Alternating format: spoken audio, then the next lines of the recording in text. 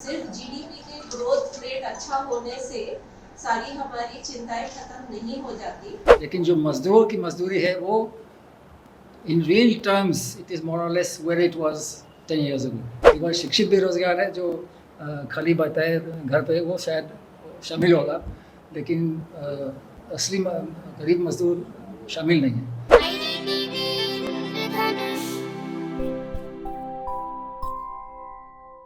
पिछले 10 साल में वास्तविक मजदूरी भारत में नहीं के बराबर बढ़ा है, जबकि जीडीपी तो बढ़ रहा है। कहा जा रहा है कि इंडिया दुनिया में सबसे तेज़ी से आर्थिक व्यवस्था बढ़ रहा है, वो इसमें कुछ सच्चाई है। लेकिन जो मजदूर की मजदूरी है वो in real terms it is more or less where it was 10 years ago।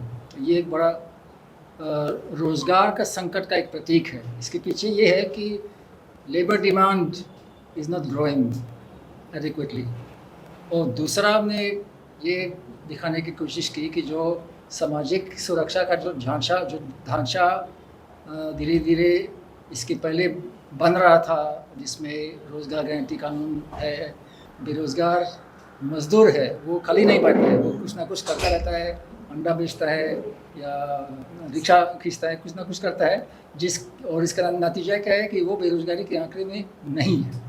केवल शिक्षित बेरोज़गार है जो खाली बैठा है घर पे, वो शायद शामिल होगा, लेकिन असली गरीब मजदूर शामिल नहीं है।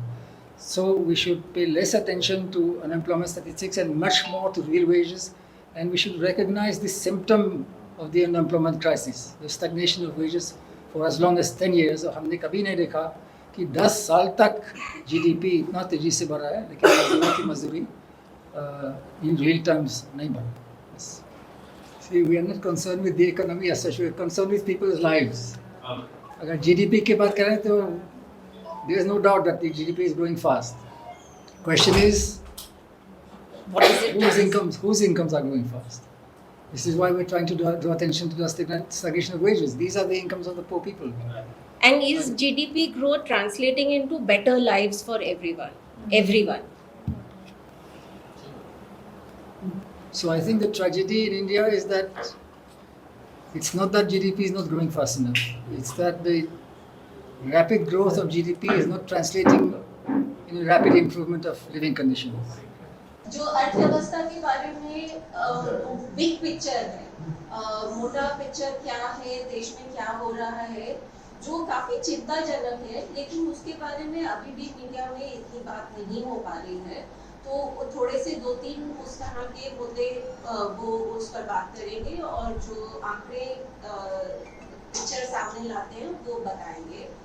दूसरा ये है इसी से जुड़ा हुआ कि अगर हम अर्थव्यवस्था की बात करें तो अर्थशास्त्रियों में एक बहुत व्यापक सोच है कि अगर जीडीपी ग्रोथ होगा तो मतलब सबको निश्चिंत हो जाना चाहिए, लेकिन वास्तव में ऐसा नहीं है। सिर्फ जीडीपी के ग्रोथ रेट अच्छा होने से सारी हमारी चिंताएं खत्म नहीं हो जाती।